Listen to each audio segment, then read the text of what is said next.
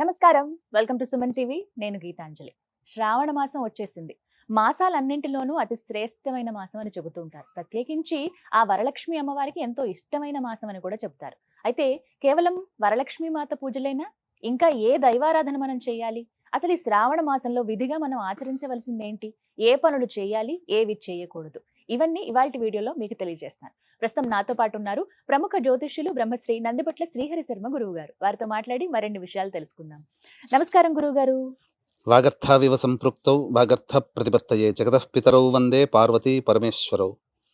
సదాశివసమారంభాం శంకరాచార్య మధ్యమాం అస్మదాచార్య పర్యంతం వందే గురు పరంపరాం. ఆదిత్యాయ చ సోమాయ మంగళాయ బుధాయ చ గురుశుక్ర శనిభ్యశ్చ రాహవే కేతవే నమః. శృంగేరి పీఠాధిపతులకి కంచి పీఠాధిపతులకి నమస్కారములు తెలియజేసుకుంటూ కార్యక్రమాన్ని ప్రారంభిద్దాం.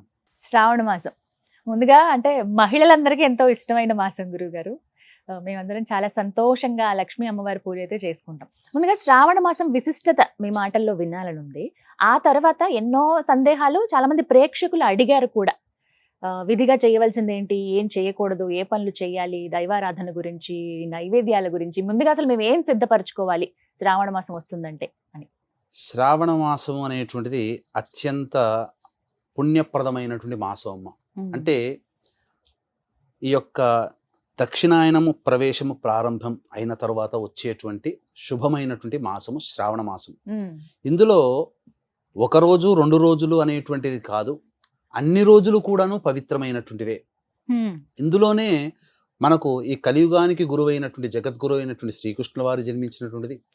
అలాగే సాక్షాత్తు సరస్వతీదేవికే గురువైనటువంటి హయగ్రీవుని యొక్క జన్మదినము, శ్రీకృష్ణుల వారి జన్మదినము. ఇలా చెప్పుకుంటూ పోతే అనేకమైనటువంటి పుణ్యతిథులు కలిగినటువంటి మాసము, నోములకి వ్రతాలకి నెలవైనటువంటి మాసము. ఇంకా మనకు శాస్త్రకారులు ఏం చెప్పబడి ఉందనంటే, వసంత ఋతువు రాగానే అంటే ఉగాది ప్రారంభమైన తరువాత ఆకులన్నీ కూడాను రాలిపోయి చిగురిస్తాయి, అంటే బాల్య రూపాన్ని పొందుతాయి వృక్షములైనవన్నీ కూడా. ఈ శ్రావణ మాసానికి వచ్చేసరికి నిండుగా యవ్వనం ఉన్నట్టుగా ఉంటాయి. అందుకని దీని యొక్క యవ్వన మాసం అని కూడా చెప్తారు. అంటే నిండైనటువంటి మాసము, పరిపూర్ణమైనటువంటి మాసము అని అర్థం ఇక్కడ. అంతేకాకుండా మనకు ప్రధానంగా ఈ ఏ దేవత ఆరాధన చెయ్యాలి అనేటువంటి ఆలోచనలు కూడా చాలా మందికి ఉంటాయి. ముఖ్యంగా శ్రావణ మాసం అనగానే వీక్షించేటువంటి సుమన్ టీవీ ఆడపడుచులకు అందరికీ కూడా గుర్తుకొచ్చేది లక్ష్మీ అమ్మవారి ఆరాధన. లక్ష్మీ మాసంగానే చెప్పబడింది. కానీ అంతర్లీనంగా ఒక గొప్ప విశేషం ఏంటనంటే, ఈ శ్రావణ మాసం ఈశ్వరునికి అంకితం చేయబడినటువంటి మాసం. సాక్షాత్తు పరమేశ్వరుడే పార్వతీదేవితో నాకు అత్యంత ప్రీతికరమైన మాసము శ్రావణ మాసం అని చెప్పబడి ఉంది. అంటే కార్తీకంలో ఎక్కువగా మనకు తెలిసి, మన తెలుగునాట తెలిసి ఈ కార్తీక మాసము అని అంటారు. కానీ మీకు విశేషం ఏంటంటే, మీకు ఒక లాజిక్ చెప్తానమ్మా. ఎందుకంటే ఇప్పటి వరకు మనకందరికీ దీన్ని చెప్పిన తర్వాత నిజమే కదా, తెలిసిందే కదా అని అంటారు, కానీ ఎవరికీ తెలియదు. ఏంటనంటే, ఈ యొక్క ఆషాఢ పౌర్ణమి నుంచి చాతుర్మాస్య దీక్ష ప్రారంభమవుతుంది కదా. అందులో తొలి ఏకాదశి వచ్చింది, మనం మొన్న చేసుకున్నాం. అందరికీ తెలిసింది ఏంటి, తొలి ఏకాదశి రోజున శ్రీ విష్ణు భగవానుల వారు శయనం అందుతారు, నిద్రకు వెళతారు. మళ్ళీ కార్తీక మాసం రోజున ఏకాదశి రోజున ఉత్థాన ఏకాదశి అన్నప్పుడు నిద్ర నుంచి మేల్కొంటారు. అంటే ఈ తొలి ఏకాదశి నుంచి కార్తీక మాసం ఏకాదశి, శుద్ధ ఏకాదశి వరకు శ్రీ విష్ణు భగవానుల వారు నిద్రలో ఉంటే, ఈ యొక్క 4 మాసాలని నడిపించే దైవం ఎవరమ్మా? ఈశ్వరుడు. కాబట్టే ఈశ్వరునికి అత్యంత ప్రాధాన్యమైనటువంటిది ఈ యొక్క శ్రావణ మాసము. కార్తీక మాసము విష్ణువుకి ప్రాధాన్యమైనటువంటి, ఎందుకంటే విష్ణుమూర్తి కార్తీక తొలి ఏకాదశి రోజున, కార్తీక మాసం ఏకాదశి రోజున మేల్కొంటాడు. కాబట్టి విష్ణువుకి ప్రీతిపరంగా ఆ యొక్క దామోదర నామంతో పిలువబడుతుంది. అందుకనే మనం గమనించుకుంటే ఉత్తరాది ఉన్నటువంటి అనేక శైవ దేవాలయాల్లో ఈ రోజు కూడా భోలే బాబా అనే నామముతో ఏ రాష్ట్రంలో సిద్ధలింగము, జ్యోతిర్లింగం ఉంటుందో ఆ చుట్టుపక్కల వాళ్ళందరూ కూడా తమ ఇంటి దగ్గర నుంచి పట్టుకున్నటువంటి నీటిని తీసుకుని వచ్చి ఆ ఈశ్వరునికి అభిషేకం చేసి అక్కడ ఉన్నటువంటి నదిని మళ్ళీ తీసుకుని, ఆ నదిలో నీటిని తీసుకుని వెళ్ళి ఇంటికి వెళతారు. అందుకనే కావడి మోసుకున్నట్టుగా కొన్ని వెళతారు, చూశారు కదా. బద్రీనాథ్ యాత్రకు పోయినా, అలాగే గంగా యాత్ర చేసినా, ఎక్కడ ఏ ప్రాంతంలోనైనా, ఏ రాష్ట్రంలోనైనా ఉత్తరాది వాళ్ళందరూ కూడా ఈశ్వరుని అత్యంత భక్తి శ్రద్ధలతో కొలుస్తారు. పైగా మనకు అదృష్టం ఏంటంటే ఈ యొక్క శ్రావణ మాసం సోమవారంతో ప్రారంభమవుతుంది. అసలు ఇంకా అద్భుతం. కార్తీక 5వ సోమవారం తారీఖు. ఎంతటి ప్రాధాన్యత ఉంటుందో ఉమ్, ఈ శ్రావణ మాసం కూడా సోమవారంతో సోమవారం. ప్రారంభమవుతుంది. ఉమ్, అంటే ఈ యొక్క 2024 సంవత్సరం క్రోధినామ సంవత్సరానికి ఈశ్వరానుగ్రహం అందరికీ కలిగించాలనే సదుద్దేశంతోనే ఈ యొక్క మాసం కూడా ఈ విధంగా సోమవారంతో ప్రారంభమైందేమో. ఉమ్, కాబట్టి ప్రతిరోజు కూడాను శ్రావణ సోమవారం అని, శ్రావణ మంగళవారం అని, అలాగే బుధవారం రోజున ఈ ఉమ్, సంబంధించినటువంటి దత్తాత్రేయ ఆరాధన, హయగ్రీవ ఆరాధన, గురువారం నాడు మళ్ళీ దత్తాత్రేయ దత్తాత్రేయ ఆరాధన, ఆరాధన. శుక్రవారం నాడు ఎలాగో లక్ష్మి లక్ష్మీ ఉంది, అమ్మవారు. శనివారం నాడుకు వచ్చేసరికి ఎలాగో వెంకటేశ్వర స్వామి, వెంకటేశ్వర. శ్రావణ వెంకటేశ్వర స్వామిని ఆ రోజున కొలుస్తారు. ఈ విధంగా ప్రతిరోజు కూడాను ప్రతి వారము ఒక శుభమైనటువంటి మాసంగానే. ఉమ్, కాకపోతే ఈశ్వర ఆరాధన ఈ శ్రావణ మాసంలో ఉమ్, చేసినటువంటి వారికి అసలు చెప్పాలి అని అంటే ఎటువంటి కర్మదోషమైనా తొలగిపోతుందమ్మా. ఉమ్, అందుకనే ఈ శ్రావణ మాసంలో చాలా నియమనిష్టలు కలిగినటువంటి వాళ్ళు ఎవరైతే ఉంటారో ఉమ్, వాళ్ళకందరికీ కూడా అభీష్టము అతి త్వరలో నెరవేరుతుంది. కార్తీక మాసం కల్లా వాళ్ళ యొక్క కోరిక నెరవేరుతుందమ్మా ఓ. అని చెప్పడంలో ఏమాత్రం సందేహం లేదు. ఉమ్, అంటే ప్రత్యేకంగా చెయ్యవలసిన పనులు ఏమిటి? విధిగా ఈ పని చేయవలసిందే శ్రావణ మాసంలో అంటూ ఏమైనా ఉన్నాయా గురువు గారు? శ్రావణ మాసంలో పాటించాల్సినటువంటి నియమాలు, ఎవరైతే ఈ శ్రావణ మాసాన్ని అత్యంత పుణ్యప్రదముగా భావిస్తూ ఈ శ్రావణ మాసమంతా కూడా పూజ చేసుకొని నిత్య నైమిత్తిక కర్మలు, అంటే ప్రతిరోజు మనం ఆఫీస్కి వెళ్ళాల్సినవి అన్ని ఏం వదులుకోని అవసరం లేదు, గొప్పగా గంటల కొద్ది పూజలు చేయాల్సిన పని లేదు. కానీ సాధారణమైనటువంటి నియమాల్ని పాటిస్తూ ఈశ్వరానుగ్రహాన్ని గనక పొందినట్లయితే ఈ మాసంలో వచ్చేంత పుణ్యమైనటువంటి ఫలితము ఏ మాసంలో రాదమ్మా. ఎందుకంటే సాక్షాత్తు పార్వతీదేవితో ఈశ్వరుడు సెలవిచ్చినటువంటి సందర్భము ఈ శ్రావణ మాసము నాకు అత్యంత ప్రీతికరమైనదిగా చెప్పాడు. కాబట్టి ఈ శ్రావణ మాసము ఆదివారం అమావాస్య 4వ తారీఖు రోజున అయిపోతుంది, 5వ తారీఖు రోజున ప్రారంభమవుతుంది. పొద్దున్నే శుచిర్భూతులై ఇంట్లో ఇల్లంతా కూడాను చక్కగా మంచిగా శుభ్రంగా కడుక్కొని. ఒక చిన్న సందేహం గురువు గారు, అమావాస్య ముందే శుభ్రపరిచేసుకోవాలి. ఎందుకంటే శ్రావణ మాసం వస్తుంది అని అంటే చాలా మందికి ఏంటంటే అప్పుడు బూజులు దులపటం కానీ, అప్పుడు ఇల్లు శుభ్రపరచుకోవటం కానీ, కడగటం ఇవేవి చేయొద్దు, ముందుగానే సిద్ధం చేసుకుందాం అంటారు. ఎప్పుడు శుభ్రపరచుకోవాలంటే చేసుకోవచ్చమ్మా, శనివారం రోజునైనా ముందుగానే అమావాస్య చేసుకోమంటారు. ముందైనా చేసుకోవచ్చు. ఇంకా మనము మొదలు పెడుతున్నాం కాబట్టి ఆ పుణ్య భావం అనేటువంటిది మనకు ఆ శ్రావణ మాసంలో ఉంటుంది కాబట్టి సోమవారం రోజైనా కానీ చేసుకోవచ్చు. దీనికి ఏమి ఇబ్బంది లేదు, పలానా రోజు నియమం లేదు. కాకపోతే మాసం ప్రారంభమవుతుంది కాబట్టి సోమవారం రోజు చేసుకోవచ్చు. అమావాస్య తప్పించి ఈ యొక్క శనివారం రోజునైనా కానీ ముందు రోజులైనా కానీ చేసుకోవచ్చు. చక్కగానే సింహద్వారానికి గడపకి చక్కగా పసుపు రాయాలి. అలాగే బొట్లు మనం పెట్టాలి, కుంకుమ బొట్లు. ఇందులో నాగుల పంచమి వస్తుంది, అలాగే నాగుల చవితి అనేటువంటి చెప్పబడుతుంది. ఇలా అనేక రకాలైనటువంటి పుణ్యతిథులు కూడా ఉన్నాయి.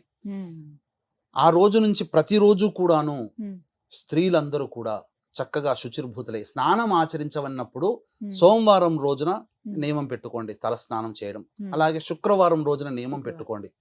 మిగతా రోజుల్లో స్త్రీకి ఆ యొక్క శాస్త్రము వెసులుబాటు ఇచ్చినట్టు ఏంటంటే చాలా మంది తెలియక అడుగుతుంటారమ్మా కామెంట్స్ రూపంలో కానీ, ప్రతిరోజు తల స్నానం చేయాలా?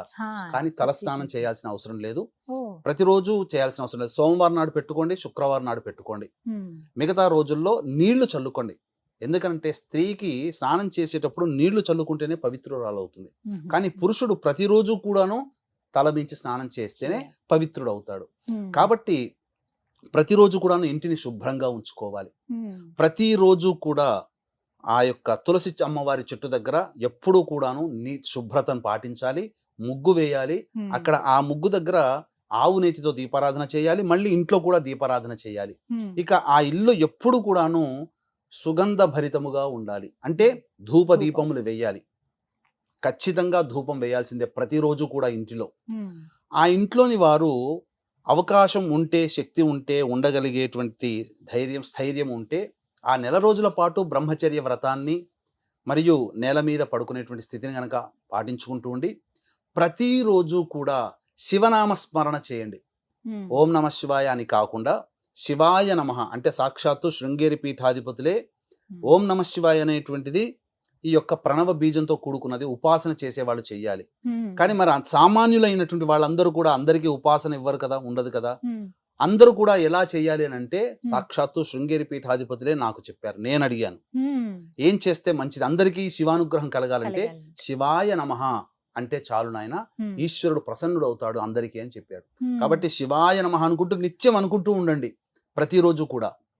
ఇక సోమవారం రోజున ఆదివారం రోజున మీరు బ్రహ్మచర్య వ్రతాన్ని ఆచరించండి. లక్ష్మీ పూజ చేసుకునే వాళ్ళు ప్రతి శుక్రవారం బ్రహ్మచర్యాన్ని పాటించండి. లేదు నెల రోజుల పాటు బ్రహ్మచర్యం పాటించితే చాలా మంచిది. ఇంకా నెల రోజుల పాటు కూడా మాంసాహార నిషేధం చేయండి. ఇంకా చెప్పాలి అని అంటే చాలా మందికి తెలియని విషయం అమ్మా, మనం సాధారణంగా కాయగూరలు వండుకుంటాం, కానీ ఈ శ్రావణ మాసంలో వంకాయ తినకూడదు. చెప్పబడింది, శాస్త్రంలో చెప్పబడింది, ప్రమాణం ఉంది, వంకాయ తినకూడదు. అసలు సాధారణంగా ఏకాదశి చతుర్దశి తిథులలో వంకాయ తినకూడదు. అందున ఈ శ్రావణ మాసం మొత్తం కూడా వంకాయ తినకుండా ఉంటే, ఎందుకంటే నిషేధము, ఎందుకంటే అపవిత్రం అవుతామని. ఇక ఆ సందర్భించినటువంటి ఈ యొక్క శ్రావణ మాసం అంతా కూడాను బ్రహ్మచర్య వ్రతం ఆచరిస్తే చాలా మంచిది. ఇంట్లో ధూపదీప నైవేద్యాలు, అలాగే సూర్యాస్తమయం కంటే ముందే మళ్ళీ ఇంటిని శుభ్రం చేసుకొని ఉండాలి. ఇక వీక్షించేటువంటి మా సుమన్ టీవీ ఆడపడుచులందరూ కూడా చక్కగా నిండుగా గాజులతో, పసుపు పారాణితో, నుదుట తిలకము, పాపిట తిలకము, కంఠమందు ఈ గంధముతో ఈ విధంగా సంతోషముగా ఉండాలి. అట్లాగే మా ఇంటి ఆడపడుచులందరినీ కూడా సంతోషంగా ఉండబెట్టేటువంటి బాధ్యత వీక్షించేటువంటి సుమన్ టీవీ పురుషులదే, సుమన్ టీవీ ప్రేక్షకుల్లో పురుషులదే. కాబట్టి స్త్రీమూర్తిని శ్రావణ మాసంలో ఇంటి భార్యనైనా కానీ, అలాగే చెల్లెలనైనా కానీ, కన్న కూతురునైనా కానీ, కోడలనైనా కానీ ఆడవాళ్ళని బాధ పెట్టకండి. ఎప్పుడూ చిరునవ్వుతో ఉండాలి, సంతోషంతో ఆడవాళ్ళు ఉంటే ఈ శ్రావణ మాసంలో లక్ష్మీ కళ తాండవిస్తుందమ్మా. కాబట్టి సంతోషముతో అన్ని చేసుకోవాలి. మీరు వంట చేస్తున్న శివనామ స్మరణ చేసుకుంటూ చేయండి, ఎంతటి గొప్ప యోగం కలుగుతుందనంటే. అంతేకాకుండా వీక్షించేటువంటి ప్రేక్షకులకు కూడా ఈ శ్రావణ మాసంలో భవిష్యత్తులో కార్యక్రమం వస్తుంది. రహస్యకృత జ్ఞానకృత అజ్ఞానకృతమైనటువంటి పాపములు, తెలిసి తెలియక చేసినటువంటి పాపములు చెప్పుకోలేము, కొన్ని చేస్తాం, తప్పులు చేస్తాం, ఎవరికీ చెప్పుకోలేనటువంటి తప్పులు ఉంటాయి. ఆ తప్పుల నుంచి బయటపడాలి, ఆ యొక్క ఈశ్వరుడే మన యొక్క కర్మదోషాన్ని తొలగించాలి. కాబట్టి ఆ ఈశ్వరోపాసన ఏ విధంగా చేయాలో మనం తప్పకుండా తెలుసుకుందాం. దానికి సంబంధించినటువంటిది ఈ యొక్క శ్రావణ మాసంలో చేయాల్సిన విధి విధానం ఉంది, చక్కటి కథతో సహా చేయాల్సినటువంటి పరిహారము అతి సామాన్యుడు కూడా చేసుకునే విధంగా మనం చెప్పుకుందాం. భవిష్యత్తులో దీని గురించి కూడా ఒక వీడియో వస్తుంది. చక్కగా ఆచరించండి, ఆనందంగా ఉండండి, అమ్మవారిని మీ ఇష్టదైవాన్ని పరిపూర్ణముగా ఉపాసన చేయండి, కానీ ఈశ్వరుని యొక్క ఆరాధన మాత్రం మర్చిపోకండి. అలాగే ఈ యొక్క శ్రావణ మాసంలో అదృష్టం కొద్దీ శని త్రయోదశులు 2 వచ్చాయమ్మా. ఈ యొక్క 17వ తారీఖు రోజున మరియు 31వ తారీఖు రోజున. 17వ తారీఖు రోజున సాయం సంధ్యా సమయంలో శని త్రయోదశి ఉంది, 31వ తారీఖు నాడు కూడా ఉంది. కానీ 31వ తారీఖు నాడు ఉన్నటువంటి శని త్రయోదశికి పుష్యమి నక్షత్రం కలిసి వచ్చింది. అంటే శని త్రయోదశి పుష్యమి నక్షత్రం, శని నక్షత్రం రావడం కూడా విశేషం. కాబట్టి దీన్ని దృష్టిలో పెట్టుకునే ఈ యొక్క వృషభ, మిథున, కర్కాటక, సింహ, తుల, వృశ్చిక, మకర, కుంభమీన రాశుల్లో జన్మించినటువంటి వారికి ఈ ఆగస్టు 17, 31వ తారీఖు రోజున 2 శని త్రయోదశులకి కూడా చేయించడం జరుగుతుంది. పర్ హెడ్ 1500 అవుతుంది రిజిస్ట్రేషన్ కి. కాబట్టి అవకాశం ఉన్న వాళ్ళు వృషభ, మిథున, కర్కాటక, సింహ, తుల, వృశ్చిక, మకర, కుంభమీన రాశుల్లో ఉన్నటువంటి వారు ఈ యొక్క శని త్రయోదశులకు సంబంధించినది నమోదు చేసుకోవచ్చు. 2 శని త్రయోదశులకి కలిపి కూడా మీరు నమోదు చేసుకోవచ్చు. లేదా ఒక శని త్రయోదశికైనా పర్ హెడ్ 1500, 2 అంటే మీకు 3000 అవుతుంది. గురుగారు, ఖచ్చితంగా శ్రావణ మాసంలో ఈ పని మాత్రం చేయకండి అంటూ ఏదన్నా నియమం ఉందా అండి? కానీ నిజంగా చెప్పాలి అని అంటే ఈ పని మాత్రం చేయకూడదనంటే ముఖ్యంగా చేయాల్సినటువంటిది స్త్రీలని బాధ పెట్టకూడదు, తర్వాత పెద్దలని గౌరవించాలి. అలాగే శ్రావణ సోమవారము మరియు శుక్రవారము నాడు బ్రహ్మచర్యం, ఆదివారం నాడు కూడా ముఖ్యంగా పాటించాల్సింది బ్రహ్మచర్యము. అలాగే ముఖ్యంగా లక్ష్మీ అమ్మవారిని ఉపాసన చేసేవాళ్ళు శుక్రవారము మరియు ఆదివారం రోజున మాంసాహారం నిషేధము. అలాగే ఈశ్వరుని ఆరాధన చేసేవాళ్ళు సోమవారం రోజున, ఆదివారం రోజున మాంసాహార నిషేధం చేయాలి. కానీ నా వ్యక్తిగతమైనటువంటి అభిప్రాయం ప్రకారము లక్ష్మీ పూజ ఎలాగో చేసుకుంటారు, కానీ సోమవారం రోజున ఈశ్వరుని ఆరాధన చేయండి. ప్రతిరోజు శివాలయ సందర్శనం చేయండి. మీకు వీలైతే ఆ ఈశ్వరుడికి మీ చేతితో అరగదీసినటువంటి గంధాన్ని అద్ది మీ సంకల్పాన్ని ఆ యొక్క ఈశ్వరునికి చేరవేయండి.